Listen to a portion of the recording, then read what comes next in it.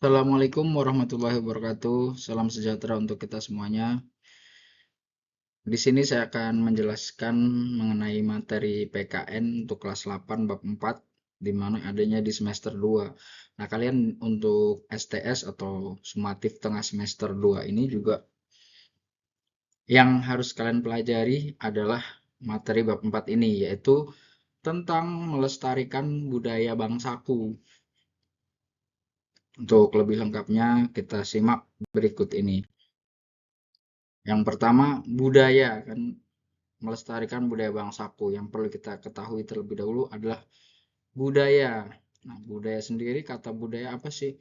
Budaya sendiri adalah berasal dari kata budaya yang berasal dari bahasa Sanskerta, atau ada turunannya lagi nih, budi, yaitu hal-hal yang berhubungan dengan akal budi manusia. Maka dari itu pengertiannya budaya itu hal-hal yang merupakan hasil kreasi akal budi manusia dalam berbagai aspek kehidupan yang dipelajari, dilakukan, dan diwariskan turun-temurun dalam masyarakat. Artinya gini, maksudnya kan tadi budaya budi artinya akal budi. Jadi budaya itu adalah produk hasil dari akal budi manusia atau karya dari manusia. Dihasilkannya dari apa? Dari sebuah pemikiran, kemudian dari sebuah perkumpulan gitu, mereka berkumpul bersama dalam masyarakat terus menjadi ada sebuah kebiasaan yang mereka ciptakan yang akhirnya diwariskan turun temurun dan menjadi budaya gitu. Banyak juga faktor yang mengaruhi budaya seperti kondisi alam. Misalnya yang hidupnya di dekat pantai, biasanya di situ ada budaya-budaya untuk memberikan sesaji ke laut atau budaya-budaya cara menangkap ikan yang unik sesuai daerah mereka. Kemudian di mana yang daerahnya di persawahan ya ada budaya-budaya tentang irigasi pengairan sawah. Kemudian yang tinggalnya langsung di atas laut, rumahnya pakai rumah panggung yang uh, tinggi gitu, ada tiangnya. Kemudian ya di atas laut gitu. Pokoknya itu juga mempengaruhi. Selain kondisi alam juga ada beberapa hal lain sih yang mempengaruhi, kayak semisal pengaruh dari kedatangan orang dari daerah lain, itu juga mempengaruhi. Intinya budaya adalah merupakan kreasi akal budi manusia yang diwariskan turun temurun. Ya, ada yang nantinya berupa kebiasaan, kesenian, bahasa, dan lain sebagainya, itu masuk ke dalam budaya. Lanjut, yang pertama berkaitan dengan budaya, yaitu pelestarian budaya di lingkungan keluarga. Nah, kalian tentunya setiap dari kalian masing-masing pasti punya background keluarga yang berbeda-beda. Ada yang mungkin kalian bapaknya orang Betawi, ibunya orang Jawa. Nah, itu budayanya apa di rumah kalian, masih melestarikan pakai bahasa daerah nggak gitu. Kalian misal orang tuanya dua-duanya orang Batak. Nah, kalian masih ngerti nggak budaya Batak kayak apa, bahasanya, lagu daerahnya kayak apa. Nah, biasanya sih kalau keluarga Batak pasti menurunkan. Nah, itu salah satu bentuk pelestarian budaya, artinya nggak hilang gitu. Suatu saat orang berpindah ke kota lain, tapi di mana asalnya dari suku atau daerah tersebut tidak terlupakan budaya-budayanya. Nah, itu bentuk pelestarian budaya. Salah satunya ya kalian tetap ketika di rumah tetap melestarikan menggunakan bahasa daerah kalian masing-masing gitu. Jadi misal kalian bapak ibunya orang Sunda, kalian tapi udah lahir di Jakarta, ya kalau bisa harus tahu bahasa Sunda juga, kebudayaan Sunda, kemudian lagu daerah, alat musik, dan lain sebagainya, agar budaya kita tetap lestari gitu. Yang kedua, dalam hal tersebut yang berkaitan dengan pelestarian budaya, ada pada Undang-Undang Dasar 1945, yaitu pada pasal 32 ayat 1 yang berbunyi, negara memajukan kebudayaan nasional di tengah peradaban dunia dengan menjamin kebebasan masyarakat dalam memelihara dan mengembangkan nilai-nilai budayanya. Jadi dalam hal tentang pelestarian budaya diatur juga nih oleh pemerintah. gitu, bahwa negara memajukan kebudayaan nasional. Jadi misal nih kita suka budaya Korea, budaya Jepang, tapi ya tetap pada dasarnya, pada intinya kita harus lebih besar menyukai budaya negara kita sendiri gitu. Yang kedua yaitu pasal 32 ayat 2 UUD 45, yaitu negara menghormati dan memelihara bahasa daerah sebagai kekayaan budaya nasional. Tuh, jadi artinya ya dengan kita yang berbeda-beda, kurang lebih di Indonesia ada 712 bahasa daerah. Nah, itu sebagai kekayaan nasional, bukan sebagai perbedaan yang memisahkan, tapi sebagai kekayaan yang mempersatukan kita semua gitu, bahwa kita beraneka ragam tapi tetap saling menghargai dan bisa bersatu. Dan selepas dari itu pun kita tetap punya satu bahasa nasional pemersatu bangsa. Tapi dengan tidak melupakan kita tetap melestarikan bahasa daerah dan budaya dari daerah kita masing-masing. Berikutnya yang kedua, pelestarian budaya di sekolah. Sama aja ya kurang lebih, tapi ini dilakukan di lingkungan sekolah. Bisa dilakukan dengan apa aja? Yang pertama bisa dengan pameran kebudayaan tuh. Kalau dulu enak masih ada P5 tuh, suka ada tema P5 tentang kearifan lokal gitu. Atau kebinekaan, nah itu bisa tuh dengan pameran kebudayaan, bisa pameran miniatur rumah adat, pameran tari-tari tradisional, atau lagu daerah, atau juga bisa jadi dari alat musik tradisional gitu. Banyak hal lah yang bisa dilakukan. Yang kedua, penampilan kesenian daerah di kelas. Nah, ini mungkin ya lebih ke dari gurunya sih, untuk memberikan tugas penampilan kesenian daerah di kelas. Biar kayak sama-sama tahu gitu, ada yang menampilkan dari daerah Sulawesi, jadi orang-orang yang dari keturunan Jawa, oh tahu oh budaya Sulawesi kayak gini gitu. Kemudian ada ekskul tari tradisional di kita ada, alhamdulillah setiap tahun juga mendapatkan FLS 2N tari tradisional gitu. Kemudian ada ekskul pencak silat. Banyak tuh pencak silat perguruannya. Yang jelas pencak silat ya dari Indonesia apapun perguruannya ya kita tetap saling menghargai satu sama lain. Cuman ya yang ekskul di 34 adanya merpati putih.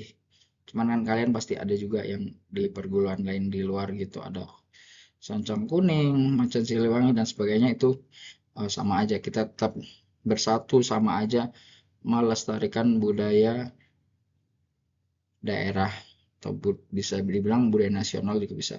Kemudian saling bercerita tentang budaya masing-masing. Nah, ketika kalian istirahat atau ada waktu luang gitu ya, nggak selalu ceritanya tuh tentang hal-hal yang tidak berguna gitu. Sekali tentang budaya masing-masing, budaya daerah kalian yang kalian tahu, budaya orang tua kalian. Nah, itu bisa tuh sharing ke temennya. Jadi nggak cuma ngobrol tapi juga bisa menambah pengetahuan gitu. Kemudian murid di sekolah biasanya memiliki latar latar belakang budaya yang berbeda-beda. Seperti yang saya bilang tadi ya, ada yang memang orang tuanya dari Flores, ada yang memang percampuran gitu. Ibunya Sunda, bapaknya Jawa, ada yang keturunan dari eh, Kalimantan, Pontianak, ada yang Chinese dan sebagainya. Nah, itu tetap kita memiliki saling menghormati dan menghargai satu sama lain. Tetap bisa berteman dengan baik gitu. Kemudian budaya. Tadi di awal dibahas juga ya, tapi ini secara di undang-undang budaya adalah kekayaan nasional. Atau secara garis besarnya aja lah. Budaya adalah kekayaan nasional yang membuat kita penuh warna. Bukan menjadi sesuatu yang membuat kita saling bertengkar satu sama lain. Budaya itu ya sebagai kekayaan nasional negara kita gitu. Bukan menjadi pembeda yang, wah budaya gue lebih bagus, budaya lo mah diambil. Nggak gitu. Ih, kita harus saling menghargai gitu. Ini budayaku, budaya kamu kayak mana? Wih, bagus juga tuh kamu melestarikan budaya. Jadi saling menghargai satu sama lain, saling support juga. Yang ketiga, pelestarian budaya di daerah. atau di masyarakat di lingkungan kalian. Kenyataannya di masyarakat banyak budaya Indonesia yang mulai pudar karena modernisasi dan globalisasi.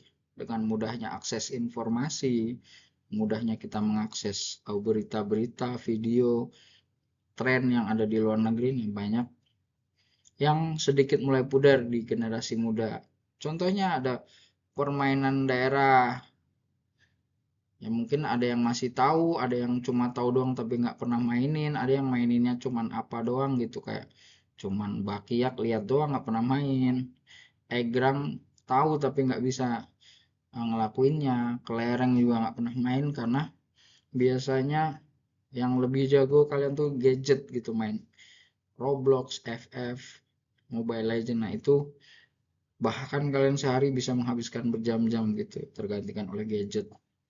Kemudian yang kedua, tari tradisional juga mungkin banyak juga yang mulai kurang perhatikan gitu. Ada tari merawai, tari topeng menor itu juga agak kurang terlestarikan. Kemudian ada alat musik daerah, contohnya talepong unggan, nah, itu juga mulai agak kurang dikenal gitu.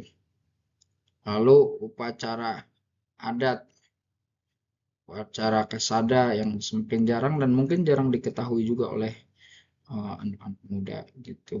Kemudian pertunjukan kesenian kurang diminati kayak pertunjukan wayang kulit, wayang golek dan lain-lain. Yang suka orang-orang tua aja gitu. Anak mudanya ayolah kita juga bantu mengapresiasi gitu. Makanya kita sebagai generasi muda harus tetap melestarikannya, menghargai kalau bisa kita belajar hal tersebut. Yang keempat, pelestarian budaya di lingkungan negara. Nah, di Indonesia oleh pemerintah Indonesia salah satunya dengan membuat aturan hukum yang mengatur pelestarian budaya. Di samping tadi yang UUD 45 pasal 32 ada juga di Undang-Undang Nomor 5 tahun 2017 yaitu tentang kemajuan kebudayaan di mana salah satu misinya adalah mendaftarkan warisan budaya Indonesia ke UNESCO. UNESCO itu ya United Nations Education, kemudian S-nya itu apa sih? Science, United Nations Education, Science, kemudian C-nya Culture Organization. Jadi ya organisasi dari PBB yang mengurusi tentang ilmu pengetahuan, pendidikan, dan kebudayaan. Nah, kita ada banyak kebudayaannya yang akhirnya diakui secara resmi oleh UNESCO sebagai warisan budaya dunia. Nah, apa aja sih warisan Indonesia, budaya Indonesia yang diakui UNESCO sebagai warisan budaya dunia? Yang pertama adalah wayang kulit. Diakui UNESCO pada 7 November 2003. Karena apa? Karena nilai narasi, artistik, dan filosofisnya yang mendalam sebagai warisan budaya bernilai tinggi. Nah, wayang kulit ini uniknya adalah yang ditampilkan adalah bayangan dari wayang kulit itu sendiri. Jadi harusnya nontonnya tuh ya dari bagian belakang layarnya, bayangannya gitu. Kemudian diambil dari kisah-kisah pewayangan, baik dari Ramayana, Mahabharata, atau yang dimodifikasi gitu diambil dari tokoh-tokoh pewayangan untuk memberikan pesan-pesan moral yang baik. Biasanya diiringi dengan gamelan, kemudian dinyanyikan oleh sinden, kemudian nanti ada diselipi dengan humor juga atau dagelan bahasa Jawanya. Nah, itu apa namanya yang bertugas atau berprofesi memainkan wayang adalah niat dalang. Dan wayang kulit berasal dan berkembang di Pulau Jawa Indonesia, terutama di Jawa Tengah, Jawa Timur, dan Yogyakarta. Nah, dulu pun salah satu wali songo yaitu Sunan Kalijaga menyebarkan agama Islam di Pulau Jawa, salah satunya dengan cara cerita di wayang kulit dan juga melalui gamelan-gamelan Jawa. Yang kedua adalah keris. Keris diakui UNESCO pada 25 November 2005. Keris bukan hanya sekedar senjata, tapi sebagai simbol budaya, filosofi, dan spiritualitas yang memiliki nilai estetika tinggi. Meskipun awalnya dari Jawa, karena itu turunan dari budaya Majapahit, maka ya tersebar juga keris di Bali, Sumatera, Kalimantan, serta bahkan sampai ke Malaysia, Singapura, Thailand Selatan, dan Filipina. Lalu batik dan pelatihan batik sebenarnya ada dua yang diakuin. Yang pertama batik, yang kedua di mana banyak pelatihan batik di Indonesia. Maka dari itu di setiap daerah di Indonesia memiliki motif batik sendiri-sendiri yang berbeda-beda gitu. Nah, batik diakui UNESCO pada 2 Oktober 2009. Kemudian di perkantoran, masuk guru-guru juga atau di dinas-dinas atau perkantoran swasta, biasanya hari Kamis kita disuruh pakai batik. Nah, itu salah satu bagian dari pelestarian budaya batik Indonesia. Sejarah batik bermula dari zaman Kerajaan Majapahit sebagai simbol status bangsawan di lingkungan Keraton Jawa. Tapi hingga kemudian berkembang pesat di Indonesia dan gak hanya dipakai bangsawan, sekarang dipakai secara umum karena diakui sebagai budaya nasional yang diakui oleh dunia. Lalu angklung, siapa sih yang gak kenal angklung? Angklung alat musik dari Jawa Barat yang dibuat dari bambu gitu, bunyinya yang khas, yang sangat memanjakan telinga gitu. Diakui UNESCO pada 16 November 2010. Diakui karena sebagai warisan budaya yang bernilai tinggi yang mempromosikan kerjasama, harmoni sosial, dan kedisiplinan.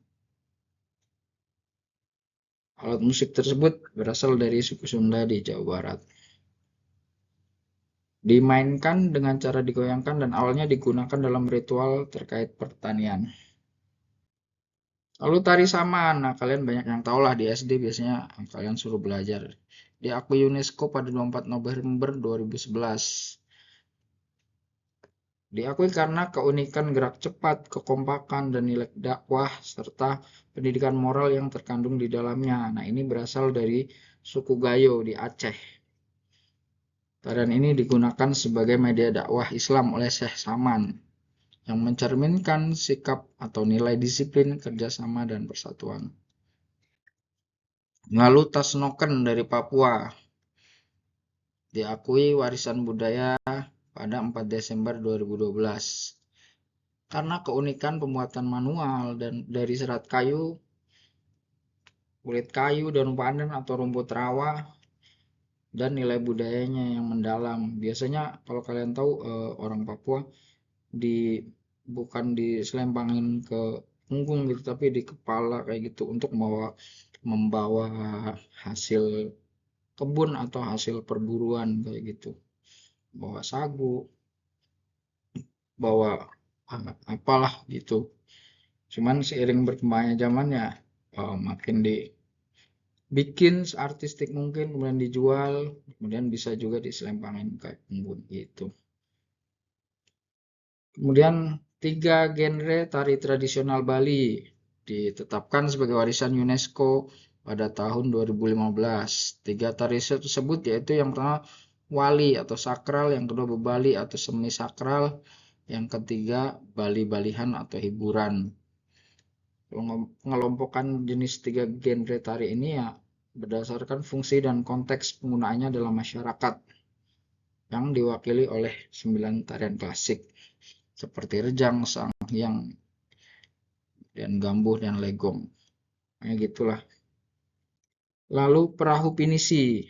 Nah, kalau kalian mungkin nggak tahu ya, kalau di zaman saya kecil dulu ada uang kertas 100 rupiah gitu. Nah, gambarnya perahu pinisi. Gini nih kurang lebih ya gambarnya ya, kalian bisa lihat ya. Nah, perahu atau kapal pinisi ini adalah perahu layar tradisional Indonesia berasal dari Sulawesi Selatan. Diakui sebagai warisan dunia oleh UNESCO pada 7 Desember 2017. Teknik pembuatannya dilakukan secara tradisional dengan keahlian khusus dan nilai budaya dalam membangun perahu khas Bugis Makassar. Jadi buatnya tanpa paku besi, melainkan ya dari pasak-pasak atau paku yang dibuat sedemikian rupa dari kayu juga. Tentunya kayu yang kuat. Lalu pencak silat. Nah, banyak nih kalian yang ikut nih pencak silat tradisional, banyak perguruannya, tapi tidak apa-apa. Itu semua sama-sama budaya tradisional Indonesia. Nah, diakui UNESCO pada 12 Desember 2019. Gitu.